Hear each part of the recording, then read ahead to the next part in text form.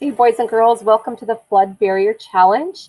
You guys have already started this challenge, and last week we went over the problem, the criteria, constraints, and we learned a little bit about strategies to protect land and people and property from floods.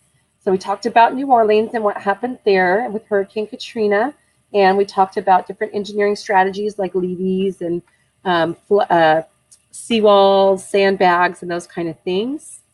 So that's that first page of your work. You guys have done some, hopefully you've done some reading with your class already. If not, we're going to do that later. But go to Google Classroom. I put the pictures. You'll see it over here. I put the pictures of the photos right here so you can look at some of those strategies that we talked about. So as you're planning today, what kind of barrier are you going to use? Are you going to use a whip barrier like this? You could scroll down here. Are you going to use a seawall? Making a wall. We practiced in those walls with the tape and the sticks and waterproofing those sticks and making a wall. Are you going to use a levee? Maybe some sandbags? So anyway, you have all of those there in Google Classroom. So decide what you're going to do and then come back to your plan page and draw it out. Which one are you going to do? So here's your house. Here's the water's coming from this way. What are you going to put across this so no water gets to your house?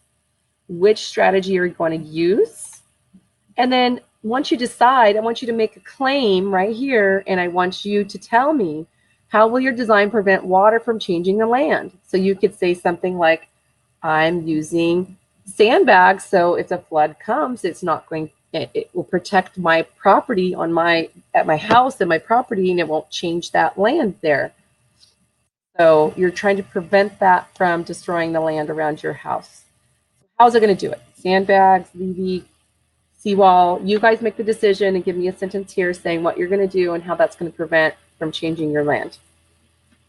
All right, the create is going to be next week. So we are not building anything today. You guys we actually are going to do a little hands-on activity, but we're going to be doing most of it next week, okay? So for the activity today, you guys are going to watch a video that you'll find in Google Classroom from YouTube. And it's just making a very simple paper house. So we're going to make the house today. So when we do get to testing, it'll be ready. So a simple paper house. This is the video this is the house you're going to make. It's just super simple. All right, let's put that in classwork for you. So you guys are going to have an assignment, and you guys are going to make a paper house for your test. And you're going to do that by watching this YouTube video and following the directions. So you can always pause it, right? You can pause it, you can watch it again, you can rewind it. It's going to be under Flood Barrier Challenge. And save. All right. So, oops, I forgot to put it into a category. So let's just put that under Flood Barrier Challenge. All right. Oh, uh-oh. I'm not sure how to.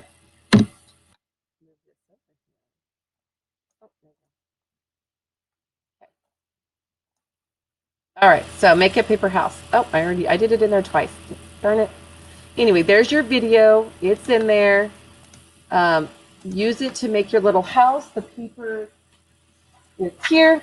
It's about this size. It's some folding. You're going to need scissors and paper clips, okay, to do this, to make your little house. Make sure you put your name on it and then leave it here. Do not take it with you. Leave it here so we have it when we're going to test your flood barrier. And remember, the idea is to not get this paper house wet. So when you're designing your barrier, keep that in mind, what's going to work the best to protect your house that you're going to make.